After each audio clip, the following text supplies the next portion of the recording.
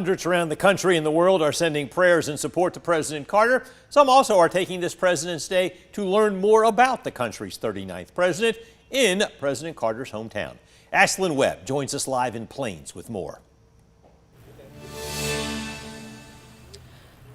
Good evening, Frank and Lori. About a mile from where I'm standing, President Carter is in home hospice, where the Carter Center says he'll spend his, quote, remaining time. Meanwhile, at the old high school where he and his wife Rosalynn once went to school, people from out of town and also from here in Plains honored Carter this President's Day, learning more about his time in office and after. It's an event that happens yearly and often an event that Carter attends, but this year his niece carried on that tradition.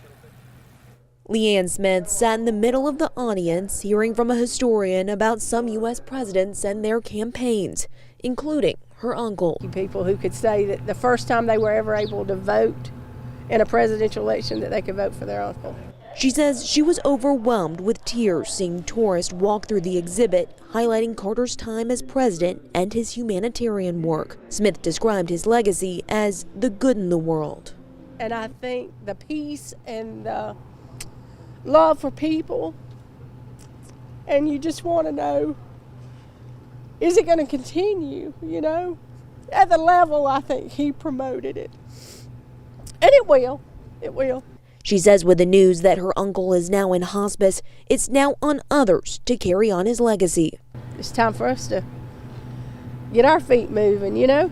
And she says it's even more important for people to know what Carter accomplished and what he stood for. People young and old took President's Day to learn about the peanut farmer turned president. One of those, 14-year-old Kimora, who says today she learned a lot about the man from her hometown who became president. He was our 39th president. He is a caring and good person. He treats everyone the same. Certainly a great legacy to leave behind. That's what I've been hearing around town today about Carter's humility.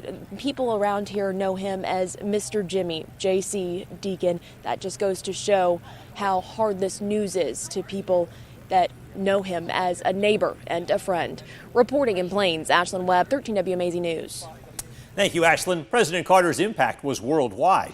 And major leaders and trailblazers have offered kind words of support, including Dr. Bernice King. She tweeted saying she considers President Carter a friend, as did her mother, Coretta Scott King, and her grandfather, Dr. Martin Luther King Sr.